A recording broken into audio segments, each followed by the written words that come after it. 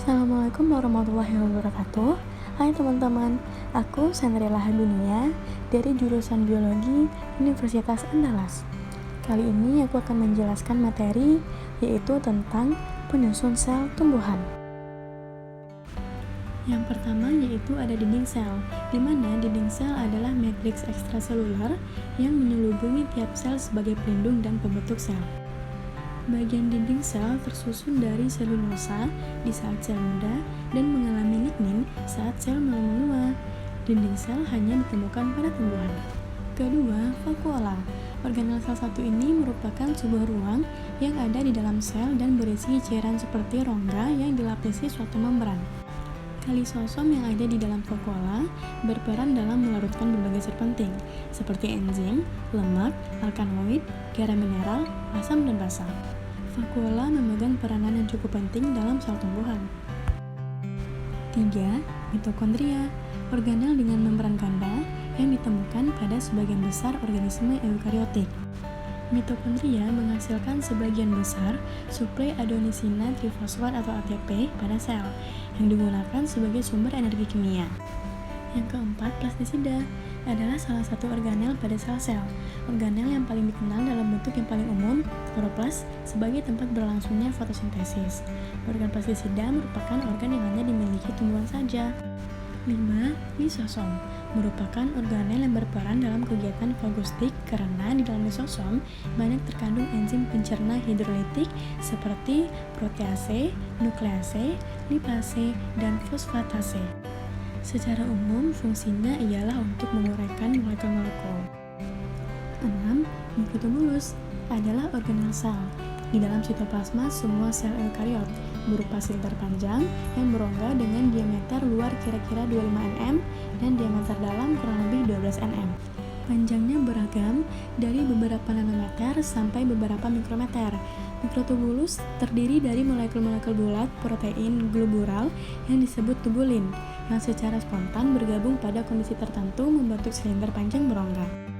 7. Mikrofilamen, di mana mikrofilamen ini membantu dalam gerakan sel dan terbuat dari protein yang disebut aktin. Aktin bekerja dengan protein yang disebut miosin, lain untuk menghasilkan gerakan otot, pembelahan sel, dan streaming. Mikrofilamen menjaga organel di tempat dalam sel. 8. Peroksisom. Pengertian peroksisom yaitu suatu ruangan metabolisme khusus yang dikelilingi oleh membran tunggal. Advertisement peroksisom mengandung enzim yang menyalurkan hidrogen dari berbagai substrat ke oksigen dan menghasilkan hidrogen peroksida sebagai produk samping. Selanjutnya, peroksida diuraikan oleh katalase menjadi H2 dan O2. Peroksisom juga berhubungan erat dengan mitokondria, retikulum, endoplasma, dan kloroplas. Yang kesembilan yaitu membran sel, di mana membran sel pada tumbuhan adalah sebuah struktur semi-permeabel yang mengelilingi sel. Membran sel memiliki sifat semi-permeabel yang mampu mengontrol setiap pergerakan keluar masuk berbagai komponen. 10. Sitoplasma. Sitoplasma adalah bagian sel yang terbungkus membran plasma. Sitoplasma terdiri dari air, protein, karbohidrat, lemak, mineral, dan vitamin.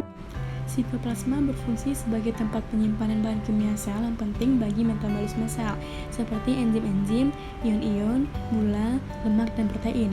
Pada sel eukariota, sitoplasma adalah bagian-bagian non-nukleus dari protoplasma. Pada sitoplasma terdapat sitoskeleton. 11. Nukleus. Inti sel atau nukleus merupakan organel terbesar yang berada di dalam sel. Biasanya terletak di tengah sel berbentuk bulat atau oval.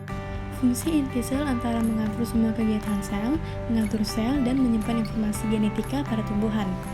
12. Retikulum endoplasma. Retikulum endoplasma merupakan suatu saluran untuk masuknya protein dalam membran. Retikulum endoplasma memiliki peran penting pada biosintesis dan penyimpanan lipid. Hal ini menunjukkan hal yang berkaitan dengan hidup tumbuhan. Yang ke-13, ribosom. Ribosom adalah salah satu organel pada tumbuhan yang memiliki ukuran yang kecil dan juga padat.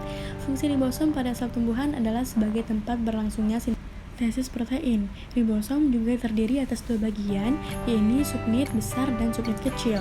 Dan terakhir yaitu badan Golgi. Badan Golgi disebut sebagai suatu enzim yang dapat menyimpan protein sementara serta zat penting lainnya yang dibutuhkan oleh tumbuhan. Oke, sekian materi dari aku. Semoga bermanfaat ya. Assalamualaikum warahmatullahi wabarakatuh. Bye-bye.